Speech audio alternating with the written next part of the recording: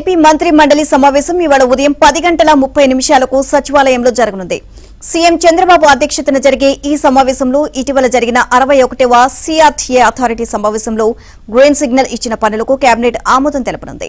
High court భవనాల వద్ద 547 కోట్లతో మౌలిక సదుపాయాల కల్పనతో పాటు 9 జిల్లాల పరిధిలో అమరావతి ఎకానమిక్ రీజియన్ ఎఫ్ఈకి ఏర్పాటుకు కేబినెట్ ఆమోదం తెలపనుంది. ఇక సిఆర్టీఏకు సొంతంగా అగ్నిమాపక విభాగం ఏర్పాటుకు గ్రీన్ సిగ్నల్ ఇవ్వనుంది. పీపీపీ ప్రతిపాదిక డిజైన్ బిల్డ్ ఆపరేట్ ట్రాన్స్ఫర్ విధానంలో అమరావతిలో పర్యాటకానికి ప్రోత్సాహం ఇవ్వనుంది. జైంట్ అబ్జర్వేషన్ వీల్ను నిర్మాణానికి మంత్రివర్గం ఆమోదం తెలపనుంది.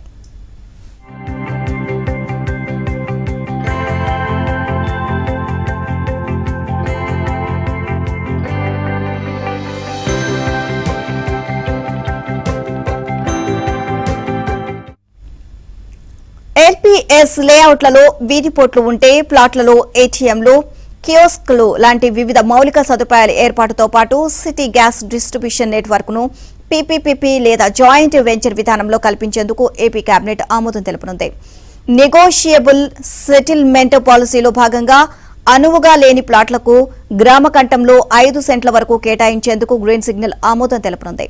రాజధాని ప్రాంతంలో డిస్ట్రిక్ట్ కూలింగ్ సిస్టమ్ ఏర్పాటుకు సంబంధించి గత ఒప్పందాన్ని రద్దు చేసి కొత్తగా టెండర్లు పిలిచేందుకు ఆమోదం తెలపనుంది.